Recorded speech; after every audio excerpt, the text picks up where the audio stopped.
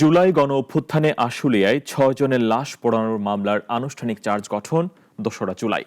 এছাড়া শেখ হাসিনা সহ সাবেক স্বরাষ্ট্রমন্ত্রী আসাদুজ্জামান খান কামাল ও সাবেক আইজিপি আব্দুল মামুনের মামলার চার্জ গঠন ১লা জুলাই।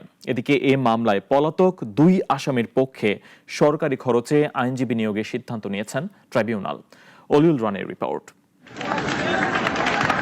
জুলাই অভ্যুত্থানের সময় আলোড়ন তুলে আশুলিয়ায় গুলিবিদ্ধ ৬ শিক্ষার্থীর লাশ পোড়ানো ঘটনা। পরে জানা যায় সেখানে একজন জীবিত ছিলেন।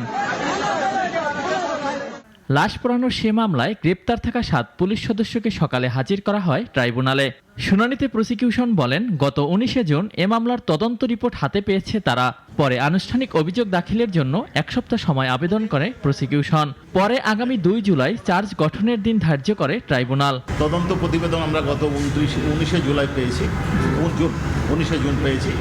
আমরা ১ সপ্তাহ সময় চেয়েছি ফরমাল চার্জ দাখিলের জন্য। এইখানে ১৬ জনকে অ্যাকিউজ করা হয়েছে।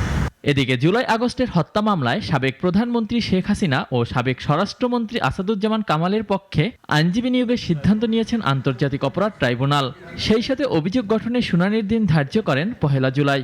চার্জ হিয়ারিংয়ের জন্য অর্থাৎ ১লা জুলাই ধার্য করা হয়েছে এবং ইতিমধ্যে tribunal honourable tribunal state defence নিয়োগ করবে। তবে সাবেক প্রধানমন্ত্রী শেখ হাসিনার পক্ষে আইনজীবী হিসেবে আমিনুল গনি টিটুর নিয়োগ নিয়ে বিতর্ক তৈরি হলে এ বিষয়ে চিফ প্রসিকিউটরের বিশেষ পরামর্শক টবি ক্যাডম্যান বলেন, স্টেট ডিফেন্স নিয়োগ একান্তই ট্রাইব্যুনালের এখতিয়ার। State Defence Counsel, it's a matter for the court to determine who is assigned. It's not a matter for the prosecution.